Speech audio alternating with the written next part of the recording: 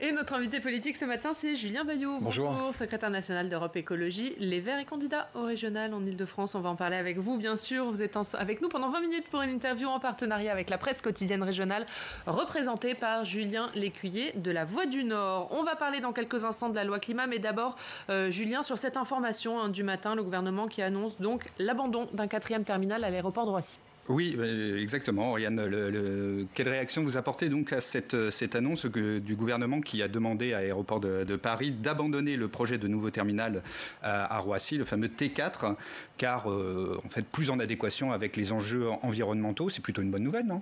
C'est une très belle victoire. Voilà, c'est une victoire des écologistes. Il y a eu beaucoup de mobilisation. Je pense à la coordinatrice qui a fait de longues heures de garde à vue pour dénoncer ce projet idiot, en fait, qui allait augmenter les émissions de gaz à effet de serre, qui allait aussi générer beaucoup de nuisances. On en parle peu, mais l'aérien, c'est aussi des nuisances nocturnes. Il y a 1 million de personnes dans les couloirs aériens de Roissy vers Deuil-la-Barre, dans le Val d'Oise. Donc oui, il était temps d'arrêter pour le climat.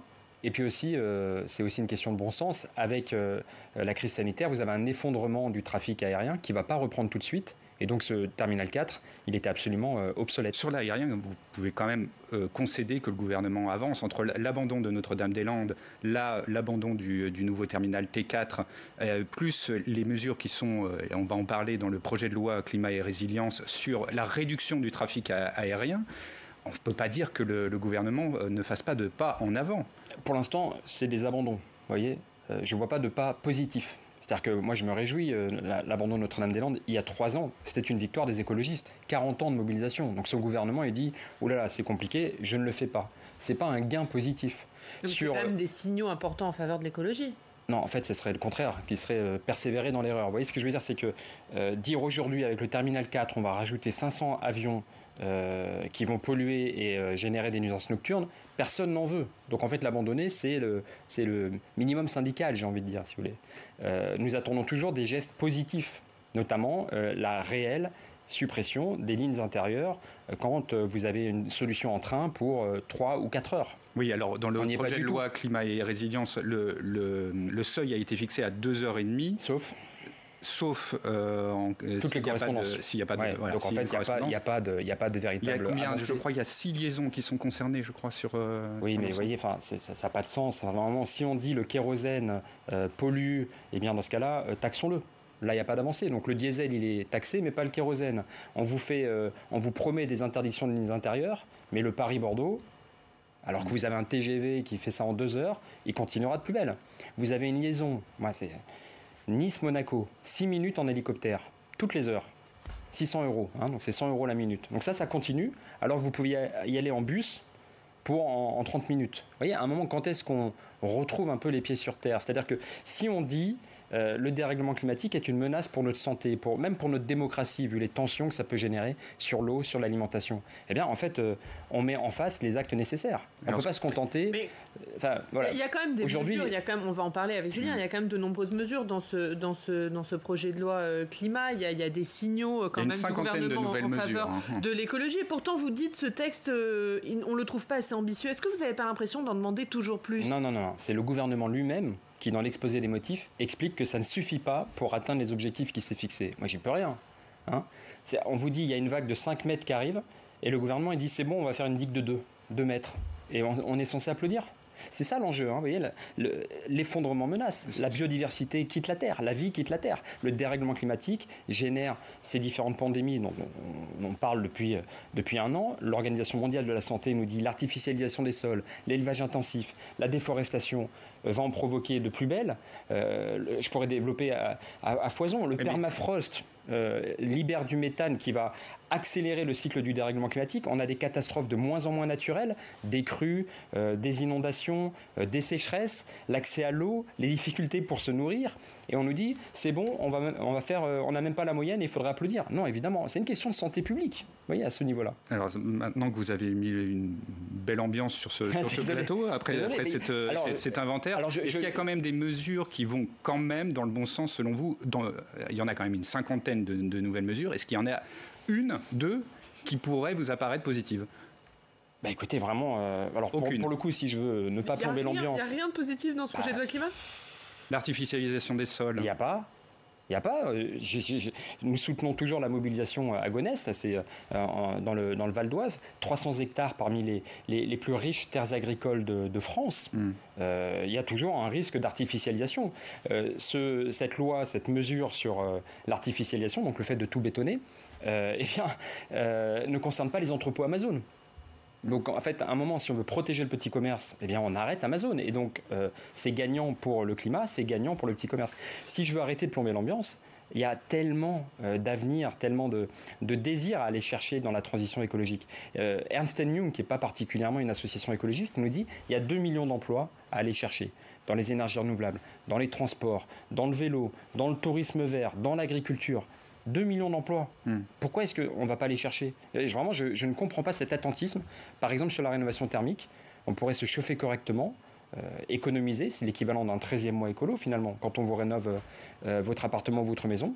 La Fédération française du bâtiment, je les avais récemment au téléphone, et l'arme au pied. Ils disent on attend le carnet de commandes et rien n'avance. Je ne comprends pas cet attentisme. Hier, à votre place, on recevait François de Rugy. Il est ancien membre de votre parti. Il est maintenant député La République En Marche de Loire-Atlantique, ancien ministre de la Transition écologique. Et regardez ce qu'il dit de vos positions.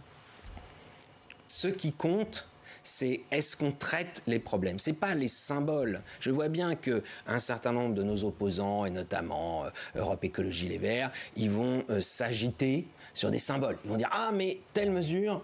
elle n'est pas exactement ce que la Convention citoyenne a prévu. Europe Écologie Les Verts, qui était contre la Convention citoyenne quand nous l'avons créée, qui a dit c'est une manœuvre pour perdre du temps, et puis maintenant qui dit attention, ce qui a été proposé par la Convention citoyenne doit être strictement mis en œuvre dans la loi. Bon, tout ça, c'est de l'agitation. Qu'est-ce que vous lui répondez, Julien Bayou ? C'est un mensonge déjà, parce que nous avons salué l'initiative démocratique que représente la Convention citoyenne pour le climat. D'ailleurs, il y a un livre de Grégoire Frati, qui est un des 150 membres, qui raconte un peu cette expérience, qui précise que Europe Écologie Les Verts nous l'avons soutenu. Négatif sur l'expérience. Il est assez mesuré, beaucoup plus que vous. Le problème, c'est que ça ne débouche pas. Vous voyez, l'initiative est belle. D'ailleurs, c'est assez intéressant. Vous mettez 150 personnes, dont des sceptiques, dont des abstentionnistes, dont des gens de droite et une très grande majorité de non-écologistes. Vous les informez de manière impartiale sur les conséquences du dérèglement climatique. Au bout de quelques mois, ils vous produisent un vrai plan cohérent de lutte contre le dérèglement climatique. Nous, on appelle ça le bon sens écolo, plus de trains, moins d'avions, moins de publicité pour les produits polluants. On peut remplacer les députés, finalement. Mais je crois que c'est complémentaire. Aujourd'hui, je ne vais pas vous apprendre que le Parlement fonctionne mal. Moi, j'aimerais que les députés puissent voter selon leur conscience. Aujourd'hui, on a beaucoup de députés, notamment ceux de la majorité, qui ont été élus non pas pour leur parcours, mais parce qu'ils avaient l'étiquette LREM au bon moment, et qui aujourd'hui sont un peu prisonniers des desiderata du gouvernement, malheureusement. Et je vous passe véritablement son rôle de contre-pouvoir. Le Sénat plus, mais l'Assemblée, non, malheureusement. Cela dit, il y aura un long débat qu'on pronostique comme un débat aussi entre l'écologie de contrainte et l'écologie incitative. Vous vous sentez de quel côté, vous ? Moi, je suis écologiste. Quand je vous dis il y a 400 000 emplois à aller chercher sur la rénovation thermique, uniquement sur la rénovation des bâtiments publics, c'est l'économiste Gaël Giraud. Je ne sais pas si c'est de contrainte ou incitative. Je sais que c'est l'écologie. C'est-à-dire que vous luttez contre le dérèglement climatique, vous soulagez le porte-monnaie des Françaises et des Français, vous créez de l'emploi local, non délocalisable, puis l'emploi qui a du sens. Et vous luttez aussi contre les particules fines, parce que le chauffage, les bâtiments émettent des particules fines qui, en gros, on le sait, génèrent des maladies cardiovasculaires, des bronchiolites, l'asthme. C'est gagnant, gagnant, gagnant, gagnant. Pourquoi est-ce qu'on attend ? Je ne comprends pas. Il y a aussi peut-être un décalage, parce que c'est vrai que beaucoup d'associations de l'environnement dénoncent le projet de loi, mais il est pourtant jugé ambitieux par 63% des Français et 75% des jeunes, selon un sondage IFOP. Vous n'avez pas l'impression d'être en décalage avec l'opinion publique ? Je ne crois pas. Écoutez, je vous dis, c'est l'exposé des motifs qui explique que le projet de loi n'est pas suffisant pour atteindre les objectifs que le gouvernement lui-même s'est fixés. D'ailleurs, la justice... Le moins 40% d'ici 2030 c'est pas ce que disait Barbara Pompili hier. Les moins 40% par rapport donc aux émissions de gaz à effet de serre, le CO2, mais d'autres aussi, l'azote ou le méthane, des émissions de 1990. Ça, c'était le plan fixé à la Convention citoyenne pour le climat, qui a proposé 146 mesures. Ça veut dire que si vous les avez... 146 in fine. Oui. Si vous ne les avez pas toutes, eh bien, vous ne pouvez pas atteindre l'objectif. Donc, entre celles qui sont amoindries, celles qui sont passées à la trappe et celles qui sont... Donc, vous n'y croyez pas. Non, le gouvernement n'atteindra jamais, selon vous, les moins 40%. Et d'ailleurs, la justice, grâce à l'affaire du siècle, la justice a constaté et condamné l'État pour inaction climatique, carence. Donc, ils ont dit, écoutez, vous avez pris des engagements, ces engagements vous obligent, et vous ne les respectez pas. Et la justice le constate. Ça, c'est une avancée juridique majeure. Mais n'oblige pas pour l'instant. Ça va venir. Un dernier mot sur ce sujet avant de parler de la crise sanitaire, sur le référendum promis par Emmanuel Macron. Là, vous y croyez? Vous pensez qu'il aura lieu? Écoutez, ça dépend beaucoup du Sénat. Pour notre part, pour nous les écologistes, c'est une victoire culturelle énorme que de pouvoir envisager le fait que le règlement intérieur de notre maison, le cadre constitutionnel qui régit nos lois, incorpore la protection du climat. Ça, évidemment, depuis le temps qu'on le propose, moi je me réjouis, je pense à tous ces écologistes. Mais la charte de l'environnement existe, est-ce qu'il y a besoin d'en rajouter? Mais oui, parce qu'il s'agit, et donc là, tout l'enjeu, c'est la formulation. Il s'agit de garantir cette protection. Aujourd'hui, la charte de l'environnement, elle est insuffisamment considérée par le Conseil constitutionnel. Elle est annexée à la Constitution, elle est intégrée au bloc de constitutionnalité, mais par exemple, elle prévoit le principe de précaution qui est bafoué tous les jours. Principe de précaution vis-à-vis des néonicotinoïdes, par exemple. Vous voyez ? Donc si on dit... La protection du climat et de la biodiversité, elle est garantie. Dans ce cas-là, vous ne pouvez pas avoir d'effet retour en arrière. Le bilan du gouvernement, c'est la réintroduction de pesticides dont on sait qu'ils sont dangereux pour l'environnement et la santé. C'est ça l'enjeu. Vous voyez, on est en train de préparer finalement un nouveau chlordécone ou un nouveau scandale de l'amiante. Sciemment. Vous voyez, et donc il y a un enjeu vraiment de regarder la réalité en face, les pieds sur terre, et de faire le virage, la bifurcation pour notre santé, pour les emplois, pour le climat. On va parler de la crise sanitaire. Les chiffres actuels nous incitent à maintenir notre ligne. C'est en gros le message délivré par le gouvernement, des chiffres qui sont plutôt stables, même si le plateau est élevé. Est-ce que vous dites que pour le moment, le gouvernement gère bien cette crise sanitaire? Écoutez, mais c'est compliqué parce que je n'ai pas tous les chiffres dont dispose le gouvernement. On est assailli d'informations, évidemment, des experts qui peuvent se contredire. Donc moi, je m'en tiens à une méthode. Nous avons besoin de concertation, et notamment les élus, parce que les maires avec qui je discute me disent, écoutez, on a peu d'informations. Quand on arrive à voir le préfet qui joue le jeu, ils n'en ont pas beaucoup plus. Et donc, d'abord et surtout, un enjeu de concertation et puis d'anticipation. Nous disons depuis le début des transports supplémentaires aux heures de pointe, dédoubler les classes là où c'est possible, embaucher les agents qui permettent d'avoir des protocoles sanitaires exigeants. Tout ça n'est pas fait depuis un an, je le regrette, mais il ne s'agit pas pour nous de rajouter la crise à la crise. Vous voyez. Votre actualité aujourd'hui, c'est le déplacement du président de la République à Nantes sur le thème de l'égalité des chances. Il devrait y annoncer l'ouverture pour 15% des concours de 5 écoles de la grande fonction publique, l'ENA notamment, à des élèves issus des quartiers prioritaires de la ville. Est-ce que c'est pour vous un premier pas pour réparer cet ascenseur social en panne ? C'est un premier pas. Je crois que l'expérience qui a été menée à Sciences Po Paris fonctionne plutôt bien. Moi, j'ai eu l'occasion de rencontrer des étudiants qui sont arrivés à Sciences Po par cette voie. Ils sont très heureux. Donc voilà, j'ai plutôt des bons retours. Ça reste assez parcellaire. Si vous voulez, dans le grand projet de loi visant à conforter les principes républicains, enfin, je crois qu'ils ont changé de formule pour la loi séparatisme. Pour simplifier.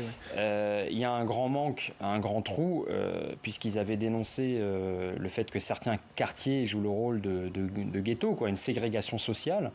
C'est le plan Borloo. Moi, je ne comprends pas, pour en avoir discuté avec Borloo, avec l'ancien ministre, qu'on n'applique pas son plan. Voilà, un plan. Qu'est-ce qu'il vous dit là-dessus, Jean-Luc Borloo? Parce que le gouvernement, et Nadia Haine nous l'a redit il y a quelques jours, dit que le plan Borloo est appliqué à 85%. Elle peut dire ça sans sourire? C'est ce qu'elle dit. Non, écoutez, non. Il y avait des enjeux d'investissement, il y avait ce projet des Mariannes de la République et Maison des femmes. Jean-Louis Borloo vous dit que non? Vous dites qu'il a le sentiment que son plan n'est pas appliqué? Je vous recommande de l'inviter. Oui, il faut être lucide. Non, ce plan, il a été passé à la trappe, alors qu'il y avait eu un travail phénoménal, pour le coup, c'est pas mon allié politique, Jean-Luc Borloo, mais les différents maires de différents quartiers populaires, de gauche comme de droite, saluaient la concertation et ce plan qui pouvait nous sortir de l'ornière. Et créer de l'emploi, créer de l'emploi. Parce que je comprends pas pourquoi cet investissement public, il est dilapidé en des milliards sans contrepartie, depuis maintenant qu'on a inventé le CICE, depuis 2015, c'est 120 milliards d'euros distribués sans contrepartie. Et là, on vous dit, on va pouvoir faire de la rénovation thermique, on va pouvoir moderniser des quartiers, des infrastructures de transport public, désenclaver des secteurs entiers, rénover les écoles. Tout ça crée de l'emploi pour nos PME. Alors cela dit, donc, vous parliez du projet de loi séparatisme. Est-ce qu'il n'est pas illogique non plus de sortir le logement, l'égalité des chances de manière générale de ce projet de loi pour éviter d'en faire une sorte de projet de loi tentaculaire? C'est pas forcément idiot que de faire des choses à côté et de valoriser, comme par exemple le Premier ministre, certaines mesures pour le logement à Grigny. Là, ici à Nantes, des nouvelles mesures pour la jeunesse. Il y a quoi pour le logement? Enfin, je veux dire, logement... Des nouveaux objectifs pour les lois de renouvellement urbain, par exemple. Appliquons déjà les actuels. Aujourd'hui, vous avez beaucoup de lois, donc je pense par exemple à la loi SRU. La Cour des comptes a quand même remis largement en cause la politique de la ville en disant que les 10 milliards qui sont investis chaque année, finalement, n'ont pas réussi les objectifs qui étaient fixés. Moi, je parlais de la loi SRU, donc les 25% de logements sociaux. Quand une commune ne les respecte pas, la loi dit déjà que le préfet pourra intervenir, c'est-à-dire construire sur le budget de la commune. C'est-à-dire, le maire ne veut pas, donc vous mettez des amendes, et puis au bout d'un moment, vous constatez l'obstruction du maire, et donc le préfet peut d'ores et déjà dire « Ok, on va faire ce programme de logements sociaux, et ça sera imputé sur votre budget ». Ça n'a jamais été mis en œuvre. Vous voyez, il n'y a pas forcément une question de budget ou de nouvelles lois, mais d'appliquer les actuelles. L'encadrement des loyers, c'est bien Emmanuel Macron qui l'a rendu facultatif. Aujourd'hui, on sait que ça fonctionne, que ça permet d'éviter cette inflation des loyers qui rend le logement insupportable. Enfin, ce sont des dépenses contraintes qui vous prennent à la gorge. L'énergie, le logement, les transports. Un mot sur la proportionnelle, Julien ? Oui, comme le Rassemblement national ou le MoDem, vous avez écrit à Emmanuel Macron pour réclamer la proportionnelle aux prochaines législatives. Mais est-ce que, comme d'ailleurs le souligne Olivier Faure, le patron du PS, il n'y a pas un risque d'y voir quand même un tripatouillage à un an de l'échéance ? C'est pas un tripatouillage, c'était une promesse du candidat Macron. Donc à un moment, si on lui demande tout simplement, avec François Bayrou, on demande au président élu... On est un an avant l'échéance. Et donc c'est pour ça que nous proposons une loi qui est possible de faire voter avant. C'était également une promesse du candidat Hollande. Elle est écrite, cette proposition de loi ? Oui, elle est assez facile à écrire. On peut reprendre Patrick Mignola, le celle de 1985, qui a été mise en œuvre en 1986. Et il ne me semble pas que le pays se soit effondré. Au contraire. Oui, on est revenu dessus. L'initiative de 1986, elle était quand même un peu particulière. Et elle répondait à des enjeux totalement politiciens pour le coup. Nous, l'enjeu pour les écologistes, c'est la juste représentation des suffrages. Aujourd'hui, quand vous allez aux élections législatives, contrairement aux régionales par exemple, ou aux élections européennes, vous pouvez voter pour une force qui finalement ne sera pas représentée du tout. Vous pouvez avoir, par exemple, les écologistes peuvent faire des scores 5, 10, 15% aux élections législatives et ne pas avoir de députés. C'est notre cas, nous n'avons pas de députés. Est-ce que vous... Enfin, je fais un plaidoyer pro domo. Rien ne vous empêche de vous allier à des forces qui seront présentes à l'Assemblée. Je fais un plaidoyer pro domo, évidemment, mais est-ce que vous trouvez cohérent qu'aujourd'hui, les écologistes n'aient pas de députés à l'Assemblée ? Et je vais même dire, je combats l'extrême droite et Marine Le Pen. Et je ne trouve pas normal qu'il n'ait pas de groupe. Vous voyez ? C'est une force qui peut faire... beaucoup trop de voix selon moi, mais il n'empêche un tiers à la présidentielle et ne pas être en mesure d'avoir un groupe à l'Assemblée. En 1986, c'est un problème démocratique. En 1986, la proportionnelle avait permis à plusieurs dizaines de députés du Rassemblement national d'entrer. Vous êtes prêts à jouer le jeu ? Et c'est une manière de les combattre, mais dans l'institution. Et on nous dit beaucoup d'éléments sur l'instabilité. Je rappelle quand même que nos voisins, les Allemands, sont à la proportionnelle intégrale et que Angela Merkel, chancelière, a connu 4 présidents. Donc c'est elle qui pourrait parler d'instabilité chez nous. Donc en fait, cet argument ne tient pas la route. Et on termine en parlant des régionales. Le grand dossier aussi. Vous êtes candidat avec Benoît Hamon, ancien socialiste, numéro 2 sur votre liste. C'est un exemple de rassemblement qu'il faudrait faire pour la présidentielle, par exemple ? Moi, je suis candidat tête de liste pour les écologistes en Ile-de-France. Donc, c'est vrai que je vais avoir tendance à vous parler des régionales, les transports, l'environnement, l'alimentation, la rénovation thermique, le développement économique. J'entends que beaucoup veulent se projeter d'emblée sur les présidentielles. Mais ne nous trompons pas d'élections. Donc, moi, pour les élections régionales et pour faire de la région aujourd'hui, le bilan de Valérie Pécresse, c'est la moitié des gens veulent quitter la région. Vous voyez, donc c'est une région repoussoire, trop chère, trop polluée, trop stressante. Donc il y a un enjeu de prendre un virage pour faire une région où il fait bon vivre. Et notamment, moi je voudrais mettre en place des indicateurs de bonne santé. Il y a beaucoup trop de personnes qui souffrent ou qui meurent de la pollution. Et un indicateur sur les emplois créés ou maintenus, ces fameux emplois verts. Mais juste sur la présence de Benoît Hamon, est-ce que le rassemblement à gauche, pour vous, il va s'arrêter là ou il va s'élargir encore ? L'enjeu, c'est de pouvoir se rassembler sur un projet. Et nous, on a dit, c'est l'écologie, la locomotive. Ça, c'est ce que vous nous dites, mais il faut des hommes derrière le projet. Non seulement des femmes, en l'occurrence, Audrey Pulvar et Clémentine Autain. Non seulement c'est ce que je dis, mais c'est ce que je fais. Et hier, pour moi, c'était vraiment, je vais vous dire, en fait, c'était assez émouvant. Parce que, bien sûr, il y avait Benoît Hamon, il y avait également Corinne Lepage, vous voyez. Et donc, deux anciens ministres, de générations vraiment différentes, de parcours absolument différents, qui d'ailleurs ont dû passablement se chamailler dans le passé et qui disent aujourd'hui, il y a une urgence, elle est climatique, elle est sociale et on s'allie parce que le projet, la locomotive, c'est l'écologie. Voilà. Et je crois que c'est ça qui doit nous guider. Mais on a compris que c'était derrière le projet, mais est-ce qu'aujourd'hui, il y a des discussions entre vous, Audrey Pulvar et Clémentine Autain ou pas ? On échange très cordialement et chacun... Mais des discussions d'accord, d'alliance ? Mais non, pourquoi ? Donc vous partirez à trois listes de gauche ? Je ne sais pas, en tout cas, il y aura une liste écologiste que je mène et qui a l'ambition de transformer la région, créer ses emplois verts et faire de cette région un endroit où il fait bon vivre. Vous voyez, par exemple, hier, il y a eu 7 pannes sur le RERB, dont 6 aux heures de pointe. Et nous disons, investissons dans les transports du quotidien, plutôt que ce projet de Terminal 4 ou de Charles de Gaulle Express, qui d'ailleurs emprunte les voies de secours du RERB, eh bien, privilégions les transports du quotidien. Voilà un projet très clair, très concret, c'est bon pour le climat, c'est bon pour l'emploi, c'est bon pour le confort et la vie des gens. Voilà le projet qu'on va mener. Et une dernière question. Des unions rassembleuses avec les socialistes, ça peut se produire ailleurs. Je pense évidemment à ma région des Hauts-de-France. Mais il y a des discussions en cours. C'est Karima Delli, pour nous, la tête de liste, qui est présidente de la commission de transport au Parlement européen, qui est très active, qui déplore d'ailleurs que dans ce projet de loi Convention citoyenne pour le climat, il n'y ait pas les investissements dans le rail, dans le train qui nous avaient été promis. Et elle est en discussion avec différentes forces. Tout l'enjeu, encore une fois, c'est le projet. Mais si vous trouvez un projet commun, est-ce que vous pourriez vous effacer derrière Patrick Kanner ou Fabien Roussel, puisque ce sont eux les candidats à gauche ? Je ne veux pas donner nom, mais c'est pas les plus écologistes qui soient, on va dire. Je vais vous le dire clairement. Donc ce n'est pas possible. Nous, le mandat que nous avons donné, c'est conduire une liste au régional, le mandat national, si vous voulez. Oui. Il y a une vraie autonomie chez nous des régions. Nous avons dit poursuivez un projet écologiste. Et si vous trouvez des accords, eh bien, dans ce cas-là, c'est pas forcément la question qu'on pose, c'est de savoir si vous pouvez imaginer que Karima Delli ne soit pas en tête de... Mais nous sommes les seuls à l'avoir fait. Nous sommes les seuls à l'avoir fait à la présidentielle. Il n'y a que notre parti qui a retiré une candidature parce que nos idées avaient triomphé chez le voisin. J'en connais pas d'autres. En Auvergne-Rhône-Alpes, Fabienne Grébert, elle n'est pas adhérente d'Europe Écologie Les Verts. Nul ne met en doute le fait qu'elle soit écologiste. C'est tout ce qui compte pour nous.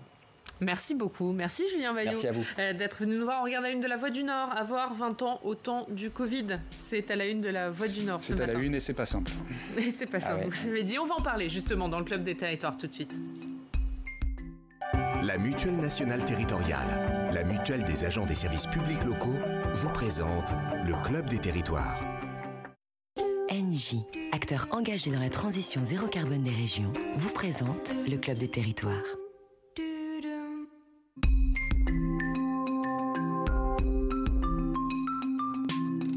La presse quotidienne régionale et les télévisions locales vous présentent le Club des Territoires. Et avec nous pour ce club vont nous rejoindre Mathilde Siraud du Figaro et Jefferson des Sports de Sud-Ouest. Bonjour à vous, merci d'être avec nous. On va parler avec vous du malaise de la jeunesse en ces temps de Covid. Emmanuel Macron est à Nantes pour parler égalité des chances et un débat sur le malaise étudiant avait lieu hier au Sénat. On va revenir sur le mea culpa d'Ursula von der Leyen, la présidente de la Commission européenne, qui était hier devant le Parlement européen. Elle dit avoir sous-estimé les capacités de production des vaccins. Et puis on parlera du débat très attendu attendu ce soir entre Gérald Darmanin et Marine Le Pen. Débat qui aura lieu sur France 2. On suivra bien sûr l'actualité dans nos régions. On sera du côté d'Aubagne avec Guilhem Ricavi, le directeur des rédactions de la Provence. Mais d'abord, on commence par notre reportage à votre rencontre. On passe la semaine en Haute-Savoie. Et aujourd'hui, direction les stations de ski. Elles représentent 40%. Les vacances de février représentent 40% de leur chiffre d'affaires. Et en Haute-Savoie, ces stations sont particulièrement touchées par la fermeture des remontées mécaniques. Une situation désormais critique, notamment pour les communes. On regarde